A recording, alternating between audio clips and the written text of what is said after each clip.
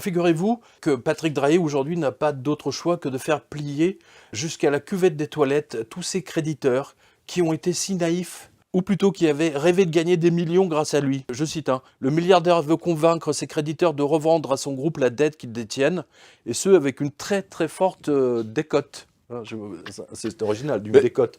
Les négociations s'annoncent très tendues, tu m'étonnes. Et chaque camp s'entoure de banquiers et d'avocats des deux côtés de l'Atlantique. Donc il dit, c'est arrivé comme une bombe, j'ai passé 2 nuits blanches consécutives, mon téléphone et mon ordinateur ont failli lâcher, raconte un avocat parisien en droit des affaires, nanana, nanana. Donc en fait, il veut grosso modo une remise de 80%. On lui donne tout, quoi. Mais en fait, il a arnaqué tout le monde, les banquiers, les machins, les trucs.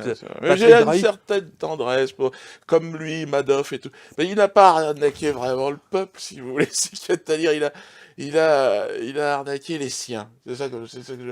Et c'est Madoff, je me souviens. Ah, c'est un peu l'idée du pantalon une jambe d'un certain Jacques Attali, que vous connaissez forcément. Non, mais c'est extraordinaire. C'est-à-dire, il n'y a plus aucune limite.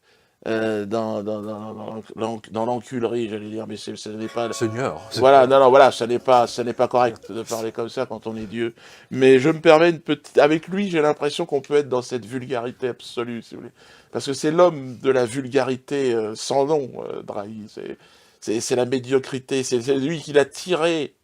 Ce qui était magnifique en France, c'était ce raffinement, cette culture exceptionnelle. Et lui, ce genre d'individu a tiré vraiment, vraiment au plus bas la culture française.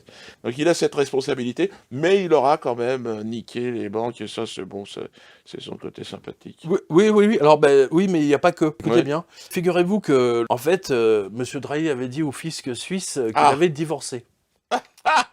En fait, c'était pour payer zéro impôt, hein, grosso modo. Voilà. L'étau du fisc se resserre autour du richissime Patrick Drahi. L'administration fiscale genevoise a gagné une bataille face aux manias français des télécoms.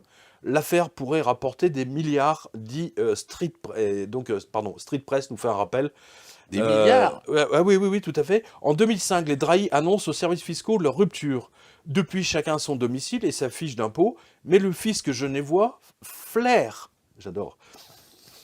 flaire l'arnaque et leur réclame 7,5 milliards de francs suisses d'impôts et autres pénalités. Patrick Drahi est un cœur à prendre. Il s'est soi-disant séparé de son épouse Lina, sans pour autant divorcer. Un arrangement qui ne regarderait que s'il n'avait aucune incidence sur le montant des impôts. Bref. 7 milliards Ah oui, non, mais ils sont très très forts. Mais c'est comme Arnaud Lagardère. Ouais. Vous savez combien payent d'impôts les Rolling Stones sur les fortunes qu'ils gagnent? Non. 1% seulement. D'accord. C'est le boulanger, lui, en face, là, il se fait démolir à 40%. Ouais. Mais les Rolling Stones qui gagnent des milliards, c'est 1%. Parce qu'ils se sont enregistrés en Hollande. Voilà, je sais que... astuce, oui, tout à fait. Je sais que vous avez une certaine distance par rapport aux protestants, mais la Hollande trouvait des arrangements avec Dieu. Je sais que je suis en discussion avec eux, je leur dis, ne vous éloignez pas trop.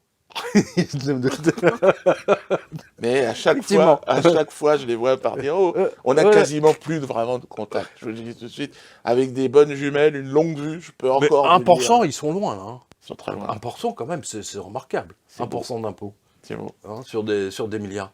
Alors la Suisse, justement, figurez-vous qu'ils ont mis en garde à vue un certain Alain Soral. Je ne sais pas si vous voyez qui c'est. Oui, je le connais. Vous le connaissez? Il prie beaucoup? Oui, il prie.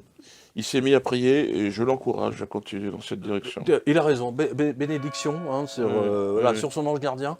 Hein, il est né le jour de la fête des anges gardiens. Le Vatican a gardé encore une fête pour les anges gardiens.